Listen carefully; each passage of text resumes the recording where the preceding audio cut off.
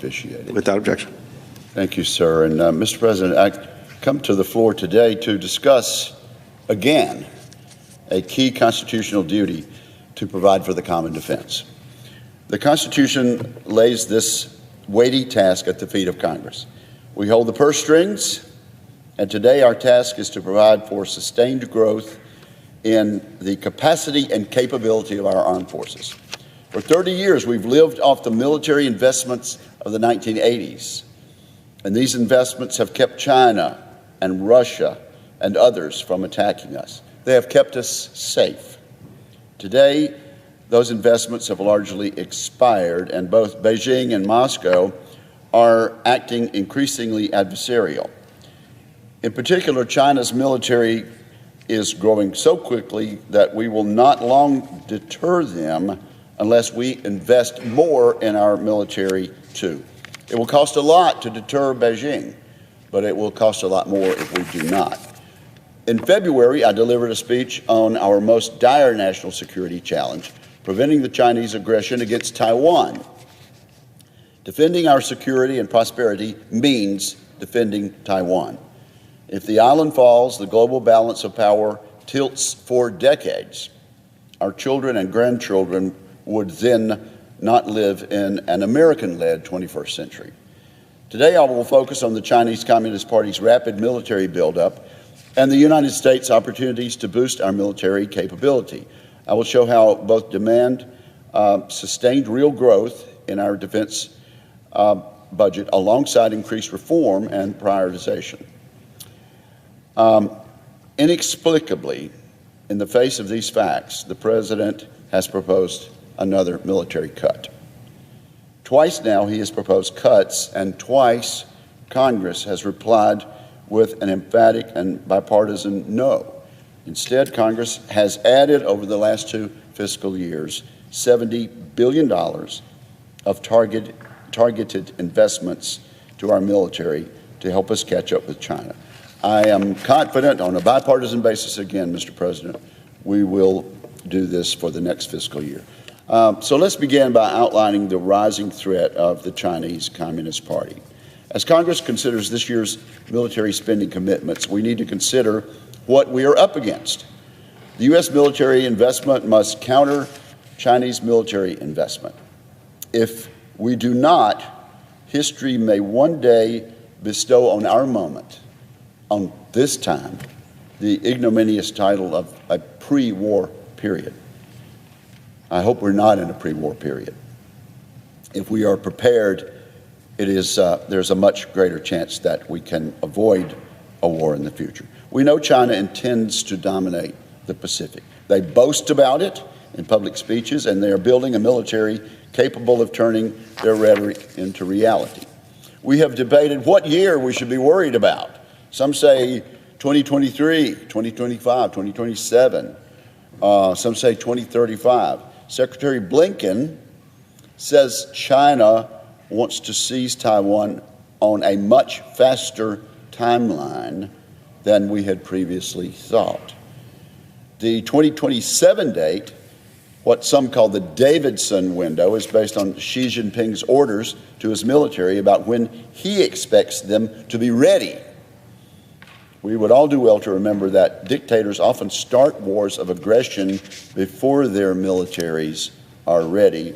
Look no further than Germany and Japan in World War II, and look at Putin's Russia today. If Putin's invasion of Ukraine taught us anything, it is that the plans of dictators are often driven as much by delusions of grandeur as by honest assessments of relative military capabilities. This is what makes the next few years so dangerous. Last year, Xi Jinping fully consolidated his control over the Chinese Communist Party, beginning a historic third term, which lasts through 2028, with very few restraints on his power, and it shows. As the People's Liberation Army grows more capable and the Chinese Communist Party faces growing domestic turmoil, Beijing may soon decide that its power is peaking. That may prompt them to act sooner rather than later. China is certainly signaling a sinister intent. Last August, they concluded unprecedented military drills around Taiwan's most trafficked waterways and flight routes. They did so arguably to project strength in response to Nancy Pelosi's visit to the island when she was then Speaker of the House. They build replicas of U.S. Navy ships, aircraft, and air defense systems. They regularly practice striking these replicas. Their military buildup is the strongest signal of their intent to dominate the Pacific. I, along with many other senators, have seen the sobering classified reports. But the public picture is grim enough. The Chinese Communist Party just announced the expansion of its defense budget by 7.2% for this year, about 6 times the increase the Biden administration proposed. Beijing has increased its military spending every year for more than 20 years, and we know, Mr. President, that they actually hide many portions of their defense budget. By simply looking at Beijing's quantitative and qualitative improvements, we see that Beijing spends freely on its military. China has expanded its nuclear forces faster than anyone thought possible. Already they have more ground-based nuclear weapon launchers than we do. This changes our entire nuclear readiness calculus. For 7 decades, we focused on matching the Russian nuclear arsenal. But we experienced a new Sputnik moment when we watched the Chinese hypersonic glide vehicle perform maneuvers we had never contemplated. China has also rapidly expanded its conventional sea, air, and rocket forces. Their Navy outnumbers ours. They will have more than 460 ships by 2030.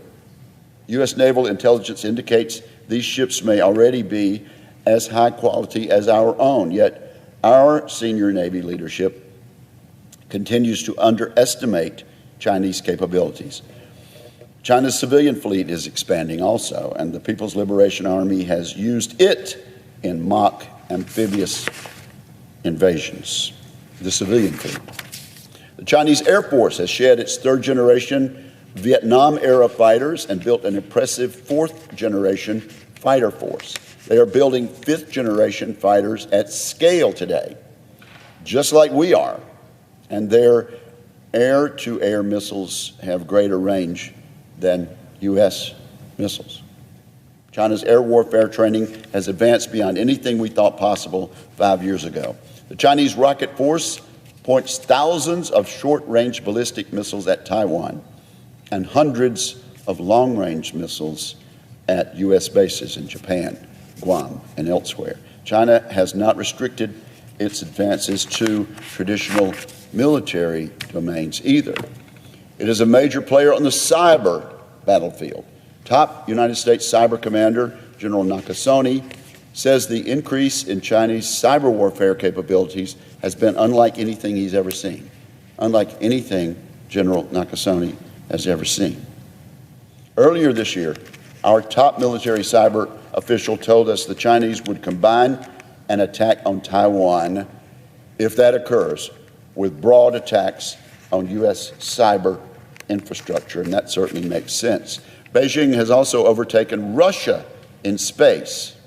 Russia is now the junior partner to Communist China, not only in space communications and intelligence satellites, but also in space warfighting capabilities. And finally, China is building a multinational syndicate of bad actor nations. Beijing envisions itself as the central character in an anti-U.S. coalition that includes junior partner Russia as well as North Korea. Xi Jinping took a significant step in that direction last week when he visited Vladimir Putin, a man he has described as his best, most intimate friend. As China's military rises, regrettably, the United States military has treaded water. I will identify 5 areas of improvement to help our military catch China. First, we have not focused nearly enough on honing our capabilities in a set of key areas we need to win. Our efforts to build a series of modern and flexible command and control networks are just now gaining steam. We still possess no relevant mine warfare capabilities. After 3 decades of neglect, we are just beginning to rebuild core competencies in electronic warfare. We have finally begun to build the right bases in the right locations in the Western Pacific, and we have Senators Reid and Inhofe, the authors of last year's NDAA, to thank for that. So I issue my thanks to this bipartisan team, Mr. President. Our munitions industrial base is in woeful shape, and we have only begun